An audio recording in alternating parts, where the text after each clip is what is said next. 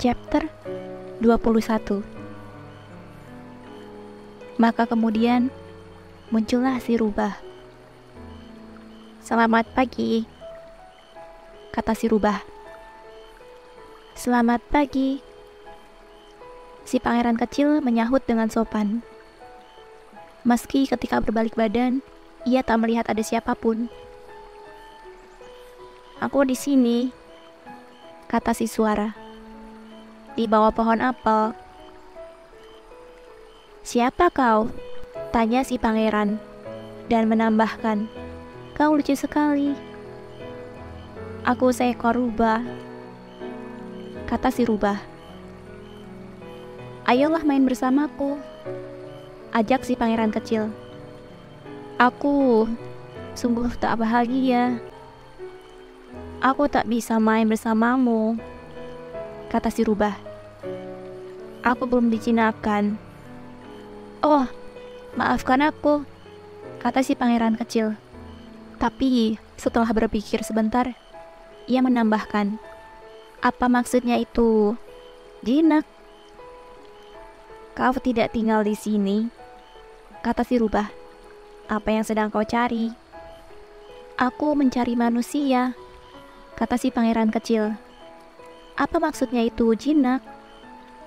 "Manusia," kata si rubah. "Mereka punya senapan dan mereka berburu. Menjengkelkan sekali.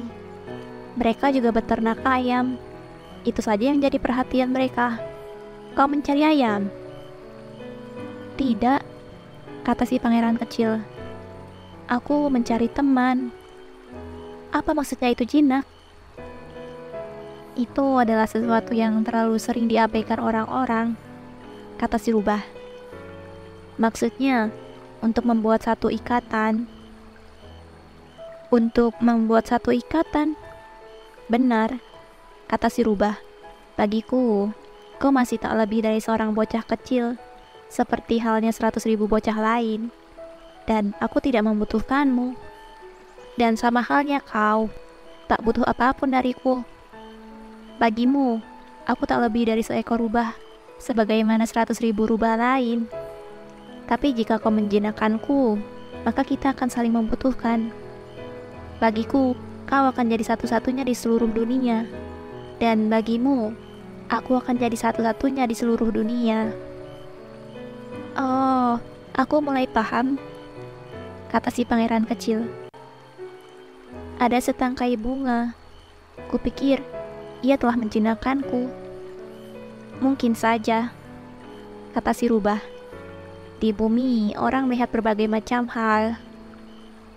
"Oh, tapi bunga ini bukan di bumi," kata si pangeran kecil. Si rubah tampak bingung dan sangat heran.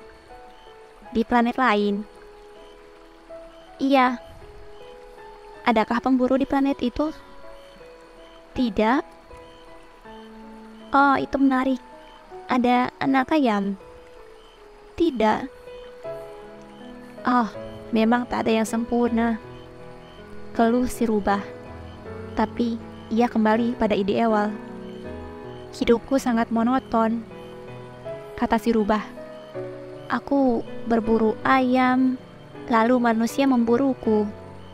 Semua ayam itu sama saja, dan semua manusia juga sama saja. Dan akhirnya aku agak bosan. Tapi jika kau menjinakkanku, barangkali hidupku lebih cerah. Aku akan tahu suara langkah yang berbeda dengan semua langkah lain. Langkah-langkah lain mengiringku kembali ke dalam liang. Tapi suara langkahmu akan memanggilku, seperti musik, lalu keluar dari dalam sarang persembunyian. Dan lihat, kau lihat ladang gandum di kejauhan sana. Aku tidak makan roti. Gandum tidak berguna bagiku. Ladang gandum tak mengingatkan aku pada apapun. Dan itulah sedihnya. Tapi kau punya rambut berwarna emas. Coba pikirkan, betapa hebatnya jika kau telah menaklukkan aku. Gandum yang juga berwarna emas akan membawa pikiranku kembali padamu. Dan suara angin di ladang gandum akan membuatku gembira." Si rubah menatap si pangeran kecil lama. "Tolong, Jinakkan aku, katanya. Aku juga ingin begitu, sahut si pangeran kecil. Tapi aku tak punya banyak waktu. Aku harus mencari teman.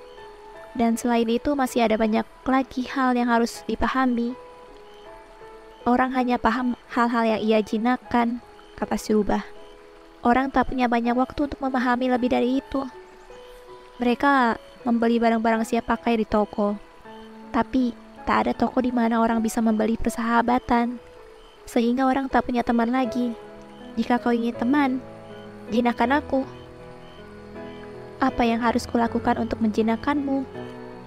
Tanya si pangeran kecil. Kau haruslah sangat sabar, sahut si rubah. Pertama, kau harus duduk sedikit agak jauh dariku. Ya, seperti itu, di atas rumput. Aku akan mengawasimu dengan sudut mataku, dan kau tidak akan berkata apapun. Kata-kata adalah sumber kesalahpahaman. Tapi, tiap-tiap hari kau akan duduk sedikit lebih dekat padaku. Keesokan harinya, si pangeran kecil datang kembali. Seharusnya kau datang di jam yang sama, kata si rubah. Sebagai contoh, jika kau datang jam 4 sore, maka jam 3 sore, aku sudah akan mulai gembira. Aku akan merasa lebih gembira dan gembira seiring mendekatnya jam itu. Tepat jam 4, aku akan mulai gelisah dan melompat-lompat. Aku akan menunjukkan padamu betapa gembiranya diriku. Tapi jika kau datang sembarang waktu, aku tak akan pernah tahu di jam berapakah hatiku bersiap untuk menyambutmu. Kita harus membangun ritme. Apakah ritme itu? Tanya si pangeran kecil. Itu juga hal yang sering dilupakan orang, kata si rubah. Ritme membuat suatu hari berbeda dari hari-hari lain. 1 jam berbeda dengan jam-jam lain. Ada satu ritme, misalnya di kalangan para pemburu. Setiap Kamis mereka menari bersama gadis-gadis di desa. Jadi, Kamis adalah hari yang luar biasa bagiku. Aku bisa jalan-jalan sampai ke ladang anggur. Tapi, jika para pemburu menari sembarang waktu, 1 hari tidak akan berbeda dengan hari-hari lain. Dan aku sama sekali tak akan pernah punya hari libur. Maka, si pangeran kecil menjinakkan si rubah. Dan ketika jam kepergian sudah dekat, aku akan menangis. Itu salahmu sendiri, kata si pangeran kecil. Aku tak pernah berniat buruk padamu, tapi kau ingin aku menjinakkanmu. Ya, begitulah, kata si rubah. Tapi kini kau akan menangis, kata si pangeran kecil. Ya, begitulah, kata si rubah. Jadi kejinakan itu sama sekali tidak baik untukmu. Tidak, ini baik buatku, kata si rubah. Aku kini bisa mengagumi warna ladang gandum. Lalu ia menambahkan, pergi dan lihatlah bunga-bunga mawar itu. Kau akan paham bahwa mawarmu adalah hal yang paling istimewa. Lalu kembalilah untuk berucap selamat tinggal padaku. Dan aku akan memberimu hadiah rahasia.